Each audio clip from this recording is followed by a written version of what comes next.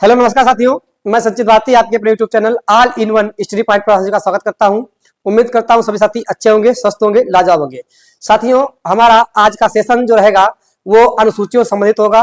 और अभी तक हम जो 6 वीडियो पढ़ चुके हैं पॉलिटी के, और आज हमारा 7वां वीडियो है जिसके माध्यम से हम आपको अनुसूचियों से रूबरू कराएंगे और जिनकी विस्तृत चर्चा करेंगे। ठीक है साथियों, तो शुरू करते हैं आज के वीडियो को। साथियों, प्रथम अनुसूची की बात की जाए, पहले हम बात करते हैं अनुसूचियों की। तो अगर मूल संविधान की बात की जाए, मूल संविधान की, ठीक है, मूल संविधान में कितनी अनुसूची थी और वर्तमान में कितनी अनुसूची है? वर्तमान में कितनी अनुसूची है? ठीक है, तो मूल संविधान की अगर बात करेंगे हम, तो मूल संविधान में 8 अनुसूची थी। कितनी अनुसूची थी? तो 8 अनुसूची थी। और वर्तमान में अगर पूछा जाए तो वर्तमान में आपकी 12 अनुसूचियां हैं। ठीक है, 12 अनुसूचियां आपकी हैं। ठीक है, कितनी है? 12 है। और जो आपकी बाद में बढ़ाई गई है 9, 10, 11 और 12, ये अनुसूचियां आपकी बाद में किसी ना किसी संविधान संशोधन के माध्यम से बढ़ाई गई है। ठीक है, तो शुरू करते हैं आज के पहले अनुसूची के माध्यम से। तो जो आपकी ये प्रथम अनुसूची दिया हुआ है, प्रथम अनुसूची किससे संबंधित है? ठीक है, तो प्रथम अनुसूची की बात की जाए तो ये राज्य और संघ राज्य क्षेत्र से संबंधित है। संघ राज्य क्षेत्र, ठीक है, से आपकी संबंधित है प्रथम अनुसूची। और उसमें भी अगर बात की जाए तो राज्य कितने आपके हैं? तो आपके 28 राज्य हैं। और संघ शासित प्रदेश की बात की जाए तो आपके 8 संघ शासित प्रदेश हैं। ठीक है, और जो आपके 28 राज्य हैं और 8 केंद्र शासित प्रदेश हैं, इनमें अगर किसी का नाम बदलना हो, ठीक है, क्या करना हो, नाम में परिवर्तन करना हो, या फिर सीमा इंक्रीज करनी हो या डिक्रीज करनी, कह सकते हो, बढ़ानी हो या घटानी हो, ठीक है, सीमा को बढ़ाना या घटाना हो, तो उसके लिए हम क्या करेंगे, जो हमारी प्रथम अनुसूची है उस अनुसूची हम क्या करेंगे, उसमें हम भैया क्या करेंगे, संशोधन करेंगे। ठीक है, किसमें संशोधन करेंगे? तो प्रथम अनुसूची में हम संशोधन करेंगे। ठीक है, जैसे कि आपका जो जम्मू कश्मीर राज्य है वो पहले एक राज्य हुआ करता था, लेकिन अब उसको क्या कर दिया गया है, केंद्र शासित प्रदेश में बदल दिया गया है। और उसके लिए हमको क्या करना पड़ा? उसके लिए हमको प्रथम संविधान जो प्रथम अनुसूची थी उस अनुसूची में संशोधन करना पड़ा। ठीक है भैया, आगे बात करते हैं द्वितीय अनुसूची की। जो आपकी दूसरी अनुसूची है ये किससे रिलेटेड है? तो दूसरी अनुसूची आपकी वेतन से संबंधित है, जिसमें आपका लिखा होता है वेतन और भत्ते। ठीक है, तो वेतन से संबंधित आपकी द्वितीय अनुसूची, जो कि वेतन की अगर बात की जाए उसमें आपका किसका वेतन होता है? राष्ट्रपति का वेतन होता है, उपराष्ट्रपति का वेतन होता है, राज्यपाल का वेतन होता है, सुप्रीम कोर्ट के जो न्यायाधीश होते हैं, चाहे मुख्य न्यायाधीश हो चाहे आपके अदर न्यायाधीश हो, और जो हाई कोर्ट के न्यायाधीश होते हैं उनका भी आपका इसमें वेतन बढ़ा जाता है, और लोकसभा अध्यक्ष का भी वेतन इसमें ही बताया जाता है। तो अगर बात की जाए किसका वेतन कितना है ये भी हम जान लेते हैं। जो राष्ट्रपति आपके होते हैं, राष्ट्रपति महोदय का जो वेतन होता है वो भैया 5 लाख रुपए होता है। ठीक है, कितना होता है? 5 लाख रुपए इनका वेतन होता है, वो भी प्रति माह। ठीक है, कितना होता है? 5 लाख रुपए प्रति माह होता है, और ये भी टैक्स फ्री होता है, इस पर कोई भी टैक्स नहीं लगता है। ठीक है, क्या कह सकते हैं इसको, ये आपका जो वेतन होता है ये बिल्कुल टैक्स फ्री होता है, किसी प्रकार का भी टैक्स नहीं लगता है। ठीक है, उपराष्ट्रपति की अगर बात की जाए तो इनका जो वेतन होता है वो 4 लाख रुपए होता है। ठीक है, कितना होगा? तो इनका जो वेतन होता है वो 4 लाख रुपए होता है। और 4 लाख जो वेतन दिया जाता है उपराष्ट्रपति को, उपराष्ट्रपति के रूप में नहीं दिया जाता है, ये इनको दिया जाता है भैया किसके रूप में? तो राज्यसभा का पदेन सभापति के रूप में, राज्यसभा के पदेन सभापति के रूप में, सभापति के रूप में। ठीक है, राष्ट्रपति की बात की जाए तो इनको हम प्रेसिडेंट कह सकते हैं भैया, प्रेसिडेंट। ठीक है, इनको हम क्या कहेंगे? तो इनको हम वाइस प्रेसिडेंट कहेंगे, वाइस प्रेसिडेंट कहेंगे। राज्यपाल क्या है? आपके गवर्नर हो जाएंगे, गवर्नर। ठीक है, सुप्रीम कोर्ट की अगर बात की जाए, जो राज्यपाल आपके हैं, पहली बात इनका वेतन मान लेते हैं, तो राज्यपाल का जो वेतन होता है वो 3.5 लाख रुपए होता है। ठीक है, 3.50, 3.5 लाख जो वेतन होता है वो किसका होता है? राज्यपाल का होता है। जो सुप्रीम कोर्ट होता है, सुप्रीम कोर्ट के आपके जो न्यायाधीश, एक तो हो गया आपके चीफ जस्टिस, चीफ जस्टिस जिसे कह सकते हैं मुख्य न्यायाधीश। ठीक है, क्या कहेंगे इनको हम? मुख्य न्यायाधीश। तो मुख्य न्यायाधीश जो होते हैं इनका वेतन होता है 2,80,000 रुपए। ठीक है, कितना होता है? 2,80,000 रुपए जो इनका वेतन होता है मुख्य न्यायाधीश का, वो भी सुप्रीम कोर्ट के। और जो इनके अदर जज होते हैं, क्या भैया? अदर जज। ठीक है, अन्य न्यायाधीश। तो अन्य न्यायाधीश की अगर बात की जाए तो अन्य न्यायाधीश जो होते हैं उनका जो वेतन होता है वो 2.5 लाख रुपए होता है। ठीक है, ये सारी जो सैलरी आपकी पर मंथ सैलरी की बात चल रही है। ठीक है भैया, अगर हाईकोर्ट के जो मुख्य अगर न्यायाधीश की बात की जाए, एक आपके मुख्य न्यायाधीश होते हैं, हाईकोर्ट के मुख्य न्यायाधीश, और आपके जो अन्य न्यायाधीश हैं। ठीक है, अन्य न्यायाधीश। जो हाई कोर्ट के मुख्य न्यायाधीश होते हैं उनका वेतन होता है 2.5 लाख रुपए, और जो अन्य न्यायाधीश होते हैं उनका जो वेतन होता है वो होता है 2.25 लाख।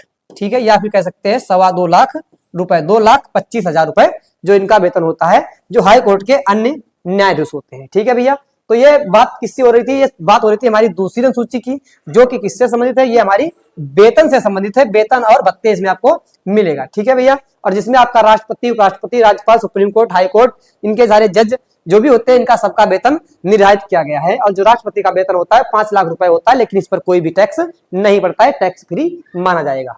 ठीक है, आगे बात करेंगे दूसरी अनुसूची की। तीसरी अनुसूची की बात की जाए, ये आपकी तीसरी अनुसूची है जो कि किससे संबंधित है? तो ये आपकी शपथ से संबंधित है। शपथ या फिर ओथ। ठीक है, शपथ या फिर ओथ कह सकते हैं इसको।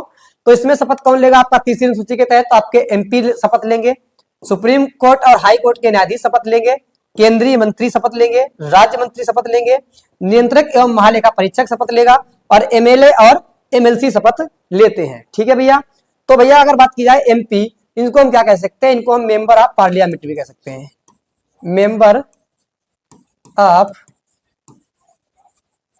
पार्लियामेंट। ठीक है, मेंबर ऑफ पार्लियामेंट भी कह सकते हैं, या फिर हिंदी की बात की जाए तो इनको हम संसद का सदस्य भी कह सकते हैं, संसद का सदस्य। और सदस्य जो होता है इसको हम कहते हैं क्या? तो उसको हम एमपी को सांसद भी कहते हैं। ठीक है भैया, अब बात करते हैं हाई जो सुप्रीम कोर्ट, हाई कोर्ट के न्यायाधीश होते हैं, ये भी इसमें शपथ लेंगे आपके। और केंद्रीय मंत्री, इनको हम क्या कह सकते हैं? इनको हम सेंट्रल मिनिस्टर कह सकते हैं, सेंट्रल मिनिस्टर।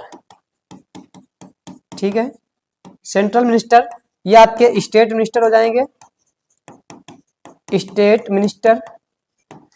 नियंत्रक एवं महालेखा परीक्षक, इसको हम सीएजी कहते हैं, सीएजी, कैग। ठीक है, क्या कहते हैं इनको? तो इनको हम कैग कहते हैं। और एमएलए की अगर बात की जाए, जो आपका एमएलए है और आपका एमएलसी है, तो एमएलए की अगर बात की जाए तो इनको हम member of legislative, member of legislative assembly. ठीक है, असेंबली, या कहें इनको हम हिंदी में क्या कहेंगे? तो इनको हम कहेंगे विधानसभा का सदस्य, विधानसभा का सदस्य। ठीक है, जिसको अगर सिंपल बात की जाए हिंदी में तो इनको क्या कहेंगे? हम विधायक भी कह सकते हैं। ठीक है, क्या कह सकते हैं? जिनको हम जानते हैं विधायक के रूप में, वो हमारे होते हैं एमएलए। ठीक है, एमएलसी की बात की जाए तो इनको क्या कहेंगे हम? तो इनको हम कहेंगे मेंबर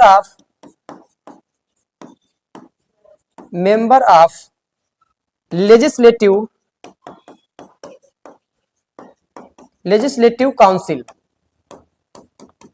ठीक है, क्या कहेंगे इनको? तो इनको हम कहेंगे विधान परिषद का सदस्य, विधान परिषद का सदस्य। ठीक है भैया, अब बात करते हैं महालेखा जो परीक्षक होता है आपका, महालेखा परीक्षक। ये पद भैया आपका 1858 में जोड़ा गया था।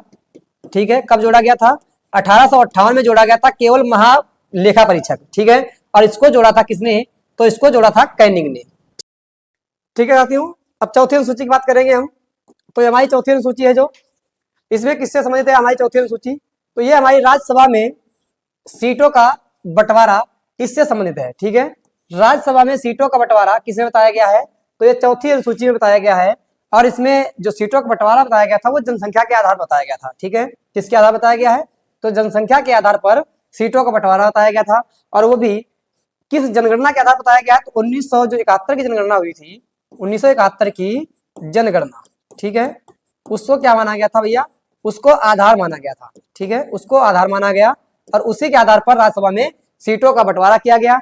और ये जो आधार माना गया था विश्व कप तक की जनगणना को, ये कब तक मान्य रहेगा, तो यही हमारा 2026 तक चलने वाला है, ठीक है। 2026 तक जो हमारी सीटें अभी हैं वो 2026 तक ऐसे ही रहेंगी और उसके बाद में फिर से दोबारा कानून लाकर और फिर से इसमें संशोधन करके दोबारा से इसको सीटों को बढ़ाया जाएगा, ठीक है भैया। तो 2026 तक हमारी यही सीटें रहेंगी जो हमारी हैं, ठीक है। आगे बात करते हैं पांचवी अनुसूची की। जो पांचवी अनुसूची है ये किससे संबंधित है, तो ये SC/ST के क्षेत्र का प्रशासन एवं नियंत्रण, ठीक है। SC/ST का मतलब क्या कह सकते हैं, अनुसूचित जाति, अनुसूचित जाति और अनुसूचित जनजाति, अनुसूचित जनजाति, ठीक है। इनके क्षेत्रों का प्रशासन एवं नियंत्रण के बारे में किसे बताया गया है, तो इसके पांचवी अनुसूची में बताया गया है, ठीक है भैया। आगे बात करते हैं छठी अनुसूची की। जो हमारी छठी अनुसूची है ये किससे रिलेटेड है, तो छठी अनुसूची के बारे में बात की जाए तो ये हमारा ये संबंधित है हमारा ATMM, क्या कह सकते हैं इसको हम, असम, असम, त्रिपुरा, मिजोरम और मेघालय के जनजातीय क्षेत्रों का प्रशासन व नियंत्रण, ठीक है, प्रशासन व नियंत्रण। तो किसमें बताया गया है, ये छठी अनुसूची में बताया गया है, जो कि हमारी ATMM असम, त्रिपुरा, मिजोरम, मेघालय के जनजातीय क्षेत्रों का प्रशासन और नियंत्रण के बारे में बताता है। किसमें, तो ये हमारी जानकारी मिलती है छठी अनुसूची में, ठीक है भैया। आगे बात करेंगे हम सातवीं अनुसूची की। सातवीं अनुसूची ये हमारी किससे संबंधित है, तो ये हमारी केंद्र और राज्य, केंद्र और राज्य के बीच शक्तियों का विभाजन, शक्तियों का विभाजन, ठीक है। तो जो सातवीं सूची है वो केंद्र और राज्यों के बीच शक्तियों का विभाजन से संबंधित है और ये इसमें क्या बताया गया है, तो इसमें भैया 3 सूचियां बताई गई हैं, ठीक है। क्या बताई गई हैं, तो 3 सूचियां बताई गई हैं आपकी। वो सूची कौन कौन सी है आपकी, तो पहली तो बताई गई इसमें आपकी संघ सूची, संघ सूची, राज्य सूची और समवर्ती सूची, समवर्ती सूची, ठीक है। तो ये 3 सूचियां बताई गई है, संघ सूची, राज्य सूची और समवर्ती सूची। संघ सूची की अगर बात की जाए तो इसमें पहले आपके 97 विषय थे, कितने विषय थे, 97 थे। अब वर्तमान में इसमें आपके 100 विषय हैं, ठीक है। राज्य सूची की अगर बात की जाए तो राज्य सूची में पहले आपके 66 विषय थे, लेकिन अब आपके 61 विषय हैं, ठीक है। समवर्ती सूची की अगर बात की जाए तो समवर्ती सूची में आपके पहले 47 विषय थे, 47 विषय थे और वर्तमान में इसमें आपके 52 विषय हैं, ठीक है। कितने विषय हैं, तो इसमें आपके 52 विषय हैं, ठीक है। पहले 47 थे और वर्तमान में आपके इसमें 52 विषय बताए गए हैं, ठीक है। तो इसकी बात करते हैं। उसका अगर बात की जाए, जो संघ सूची होगी उसमें कानून आपकी केंद्र सरकार बनाएगी और जो राज्य सूची होगी उसमें कानून आपकी राज्य सरकार बनाएगी। और जो समवर्ती सूची होती है उसमें क्या होता है कि उसमें राज्य और केंद्र दोनों मिलकर कानून बनाते हैं समवर्ती सूची में। लेकिन अगर इनमें बीच में मतभेद हो जाता है तो जो कानून होता है वो केंद्र सरकार का माना जाएगा, ठीक है। अगर मतभेद हो जाएगा तो कानून किसका माना जाएगा, तो केंद्र सरकार का कानून माना जाता है, ठीक है भैया। जो आपकी समवर्ती सूची है ये कहां से ली गई है, तो ये आपकी ऑस्ट्रेलिया से ली गई है, ठीक है। ऑस्ट्रेलिया से आपकी क्या ली गई है, तो समवर्ती सूची आपकी ऑस्ट्रेलिया से ली गई है, ठीक है। अब बात करते हैं जो संघ सूची होती है इसमें अगर कानून बनाया जाएगा वो किसके तहत बनाया जाएगा और राज्य सूची में किसके तहत बनाया जाएगा। तो जो जो आपकी समवर्ती सूची के अलावा बात की जाए अगर, ठीक है, संघ सूची की बात करें हम तो संघ सूची में अनुच्छेद 246 और राज्य सूची में भी अनुच्छेद 246 के तहत ही क्या बनाया जाएगा भैया, कानून बनाया जाएगा। लेकिन अनुच्छेद 246 के तहत संघ सूची में कानून केंद्र सरकार बनाएगी और अनुच्छेद 246 के तहत राज्य सूची में कानून राज्य सरकार बनाएगी। ठीक है, इसमें संघ सरकार आपकी बनाती है कानून, संघ सरकार, और इसमें आपकी कौन बनाएगी, तो इसमें आपकी राज्य सरकार बनाएगी। ठीक है, आगे बात की जाए, जो आपके ऐसे विषय जो आपके ना तो संघ सूची में है और ना ही आपके समवर्ती सूची में है, उन विषय को हम क्या कहेंगे। ठीक है, जो विषय आपके ना तो संघ सूची में है ना ही संघ सूची में है ना ही राज्य सूची में है, सॉरी, या कह सकते हैं संघ सूची में है या फिर ना ही आपके समवर्ती सूची में है। ठीक है, समवर्ती सूची में है। तो ऐसे विषय जो होते हैं वो आपके अवशिष्ट विषय कहलाते हैं। क्या कहलाएंगे, ऐसे विषय आपके अवशिष्ट विषय कहलाते हैं, अवशिष्ट विषय कहलाते हैं। और इन पर जो कानून है वो केंद्र सरकार बनाएगी अनुच्छेद 248 के तहत, आर्टिकल 248 के तहत जो कानून है वो कौन बनाएगा, तो कानून आपकी केंद्र सरकार बनाएगी। ठीक है भैया, कानून कौन बनाएगा, तो आपकी कानून बनाएगी केंद्र सरकार। ठीक है, कौन बनाएगा, तो केंद्र सरकार कानून बनाती है। ठीक है भैया, तो ये 7वीं सूची की बात चल रही थी। 7वीं सूची में क्या है आपका, तो केंद्र और राज्यों के बीच शक्तियों का विभाजन 7वीं सूची में बताया गया, जिसमें आपकी 3 सूचियां बताई गई हैं, संघ सूची, राज्य सूची और समवर्ती सूची। जिसमें आपके संघ सूची में 97 विषय बताए गए हैं, वर्तमान में आपके 100 हैं। तो ऐसे ही आपकी सभी में विषय बताए गए हैं। और जो आपकी संघ सूची है उसमें अनुच्छेद 246 के तहत संघ सरकार कानून बनाएगी और राज्य सूची में अनुच्छेद 246 के तहत ही राज्य सरकार कानून बनाती है। लेकिन जो अनुच्छेद 248 है उसमें आपके वो विषय होते हैं जो ना तो संघ सूची में है ना ही समवर्ती सूची में है, उनको हम अवशिष्ट विषय कहते हैं, जिन पर कानून आपकी केंद्र सरकार बनाएगी। ठीक है, आगे ठीक है साथियों, अब बात करेंगे हम 8वीं अनुसूची की। तो जब 8वीं अनुसूची की बात करेंगे तो 8वीं अनुसूची जो आपकी है ये किससे संबंधित है, तो पहली बात तो ये भाषा से संबंधित है। ठीक है, किससे संबंधित है, भाषा से। अगर भाषा की बात की जाए तो हमारे मूल संविधान में कितनी भाषाएं थी और वर्तमान में कितनी भाषाएं हैं। तो मूल संविधान की बात करते हैं, मूल संविधान की, मूल संविधान में जो आपकी भाषाएं थी वो 14 थी। ठीक है, कितनी भाषाएं थी, 14 भाषाएं थी। और वर्तमान में अगर पूछ दे वर्तमान में भाषाएं हैं कितनी, तो वो 22 भाषाएं हैं। ठीक है, तो मूल संविधान में 14 भाषाएं थी और वर्तमान में आपकी 22 भाषाएं हैं। उनमें से जो आपकी 22 भाषाएं हैं, तो पहले 14 थी अब 22 है, इसके मतलब 8 आपकी जो भाषाएं हैं वो आपकी जोड़ी जा चुकी है। तो कौन कौन सी जोड़ी गई है उनके बारे में हम विस्तृत वर्णन करेंगे भैया। तो देखते हैं पहले 15वीं भाषा को। 15वीं भाषा, तो 15वीं भाषा हमारी कौन सी है जो जोड़ी गई है, इसका नाम है सिंधी।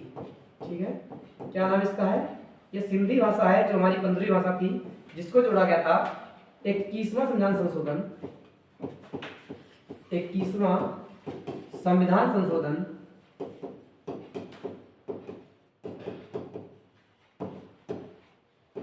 1967 के द्वारा। ठीक है, जो 15वीं भाषा थी सिंधी, ये कब जोड़ी गई है, तो 21वां संविधान संशोधन 1967 के द्वारा इसको जोड़ा गया है। ठीक है, उसके बाद करते हैं हम 16वीं भाषा, 17वीं और 18वीं।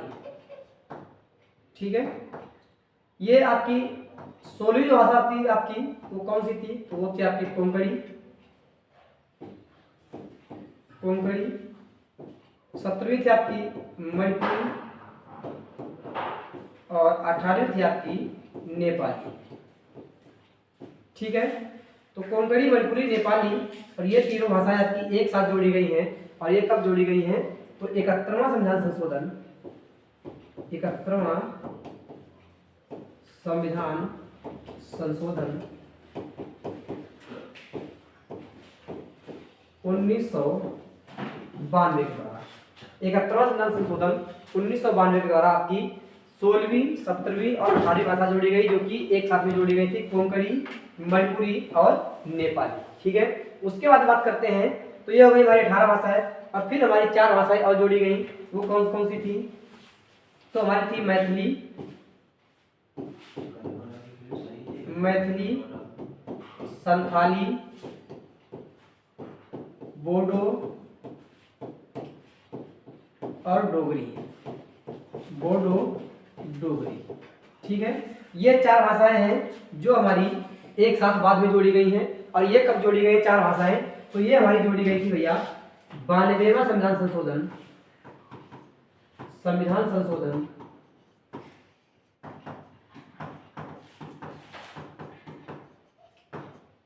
2003 के द्वारा। ठीक है, कब जोड़ी गई हैं? तो 92वां संविधान संशोधन 2003 के द्वारा ये हमारी भाषाएं जोड़ी गई हैं, जो कि 4 भाषाएं वो हैं। ठीक है, तो 15 ये हमारी सिंधी थी, 16वीं हमारी कोंकणी, 17वीं मणिपुरी, 18वीं हमारी नेपाली भाषा थी, और उसके बाद में मैथिली, संथाली, बोडो और डोगरी। तो ये हमारी 4 भाषाएं जो बाद में जोड़ी गई है। तो कुल मिलाकर हमारी ये 14 भाषाएं थी, और बाद में कितनी हमारी 8 भाषाएं जोड़ी गई हैं, और फिर कुल मिलाकर भाषा कितनी हो गई? तो वो हमारी 22 भाषाएं हो गई है। ठीक है, जो कि हमारे किसमें संबंधित है? तो 8वीं सूची में हमारे भाषा का के बारे में वर्णन किया गया है, जिसमें कुल मिलाकर कितनी 22 भाषाएं हैं। ठीक है, अब बात करेंगे आगे अगली अनुसूची की। अब बात करेंगे हम 9वीं अनुसूची की। ठीक है, इसकी 9वीं अनुसूची ये किससे संबंधित है और कब जोड़ी गई है? तो भैया संविधान जो हमारा मूल संविधान था उसमें हमारी 8 अनुसूचियां थी, और 8 अनुसूचियां हम पढ़ चुके हैं। उसके बाद में हमारी 4 अनुसूचियां जोड़ी गई हैं, 9वीं, 10वीं, 11वीं और 12वीं। ये 4 अनुसूचियां जो आपकी जोड़ी गई हैं वो कौन कौन सी, कब जोड़ी गई है, उसके बारे में हम बात करेंगे। ठीक है, तो 9वीं अनुसूची की बात की जाए, ये हमारी किससे संबंधित है? तो पहली बात तो ये हमारी भूमि सुधार से संबंधित है, भूमि सुधार से।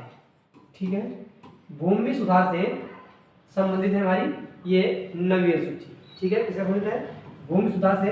और दूसरी बात, इसमें जो भी विषय दिए हुए हैं उन विषयों को, इसमें दिए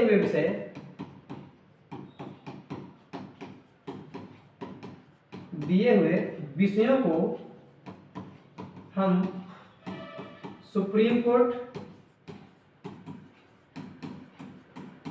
या हाई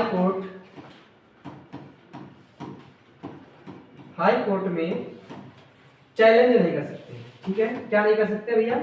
तो चैलेंज नहीं कर सकते। ठीक है, अब बात की जाए तो भूमि सुधार से संबंधित है भाई 9वीं सूची, और जिसमें जो भी विषय दिए हैं उन विषयों को हम ना ही सुप्रीम कोर्ट में और ना ही हाई कोर्ट में चैलेंज कर सकते हैं। और ये हमारी जो 9वीं सूची है ये जोड़ी कब गई है? तो इसके बारे में चर्चा की जाए तो जो हमारी 9वीं सूची है ये प्रथम संविधान संशोधन, फर्स्ट संविधान संशोधन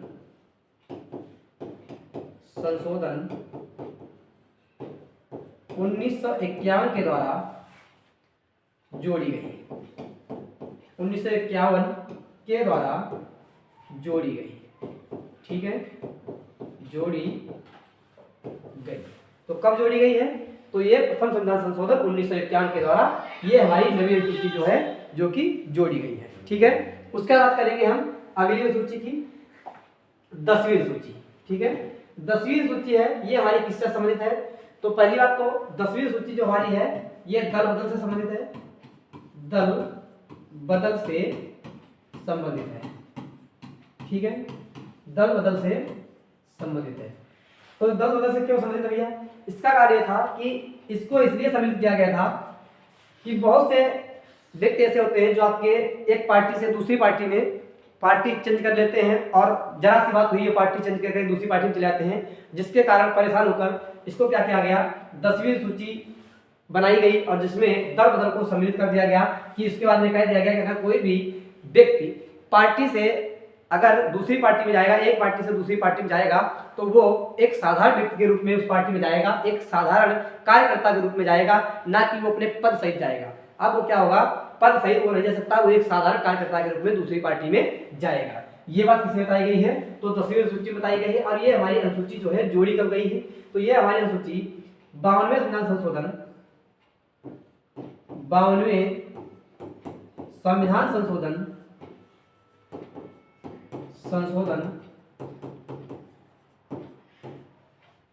1985 के द्वारा जोड़ी गई। 1985 के द्वारा जोड़ी गई। ठीक है, कब जोड़ी गई है? तो 52वें संविधान संशोधन 1985 के द्वारा कौन सी 10वीं अनुसूची हमारी जोड़ी गई है, जो कि दल बदल से संबंधित है। ठीक है, किससे संबंधित है? तो दल बदल से संबंधित है। उसके बाद करते हैं हम 11वीं अनुसूची की। 11वीं अनुसूची जो हमारी है वो किससे संबंधित है और कब जोड़ी गई है? तो 11वीं अनुसूची की अगर बात की जाए तो ये हमारी भैया किससे? पंचायती राज व्यवस्था संबंधित है। ठीक है, पंचायती राज व्यवस्था से संबंधित है। किससे संबंधित है? तो पंचायती राज व्यवस्था से संबंधित है हमारी 11वीं अनुसूची, और इसमें कुल 29 विषय बताए गए हैं। कितने विषय बताए गए हैं? तो कुल 29 विषय बताए गए हैं। ठीक है, इसमें 29 विषय बताए गए हैं। तो ये हमारी जो 11वीं अनुसूची है ये हमारी पंचायती राज व्यवस्था से संबंधित है और जिसमें कुल 29 विषय बताए गए हैं। और ये हमारी कब जोड़ी गई है? तो ये हमारी जो अनुसूची थी 11वीं, ये 73वें संविधान संशोधन 73वें संविधान संशोधन 1992 के द्वारा जोड़ी गई। ठीक है, 73वें संविधान संशोधन 1992 के द्वारा तो हमारी ये 11वीं अनुसूची जोड़ी गई, जो कि पंचायती राज व्यवस्था से संबंधित है और जिसमें कुल 29 विषय बताए गए हैं। ठीक है, कितने विषय बताए गए हैं? तो कुल 29 विषय बताए गए हैं। आगे बात करते हैं 12वीं अनुसूची की। ठीक है, कौन सी? 12वीं अनुसूची। तो 12वीं अनुसूची की बात की जाए ये हमारी किससे संबंधित है? तो ये नगर पालिका की व्यवस्था संबंधित है भैया। नगर पालिका से संबंधित है या म्युनिसिपैलिटी कह सकते हैं। नगर पालिका से संबंधित है, नगर पालिका से संबंधित है। ठीक है, और अगर बात की जाए इसमें कितने विषय बताए गए हैं? तो नगर पालिका से संबंधित है और इसमें कुल मिला के 18 विषय बताए गए हैं। ठीक है, कितने विषय बताए गए हैं? 18। इसमें 18 विषय बताए गए हैं। और ये हमारी जो 12वीं अनुसूची थी ये जोड़ी कब गई है? तो ये हमारी 12वीं अनुसूची 74वें संविधान संशोधन 74वें संविधान संशोधन 1992 के द्वारा जोड़ी गई। ठीक है, जोड़ी गई। किसके द्वारा जोड़ी गई है? तो 12वीं अनुसूची जो हमारी है ये नगर पालिका से संबंधित है और जिसमें कुल मिला के 18 विषय बताए गए हैं और जो कि हमारी 74वें संविधान संशोधन 1992 के द्वारा जोड़ी गई है। ठीक है साथियों, तो साथियों हमने अभी तक क्या पढ़ा था? अभी तक हमने अनुसूचियों के बारे में पढ़ा था और जो कि हमारी संविधान में कुल मिला के 12 अनुसूचियां थी जिनके बारे में हमने विस्तृत चर्चा की है। किस अनुसूची में क्या दिया गया है उसके बारे में हमने आपको विधिवत पूर्ण रूप से बताया है और उम्मीद करता हूं अगर अनुसूची से आपका कोई भी क्वेश्चन आएगा तो यहाँ से आपको देखने को मिल जाएगा। ठीक है साथियों, तो ऐसे ही जो हमारी क्लास अगर देखने के बाद में अगर आपको अच्छा लग रहा है तो हमारे चैनल को लाइक करिएगा, शेयर करिएगा और सब्सक्राइब करना बिल्कुल ना भूलिएगा। धन्यवाद।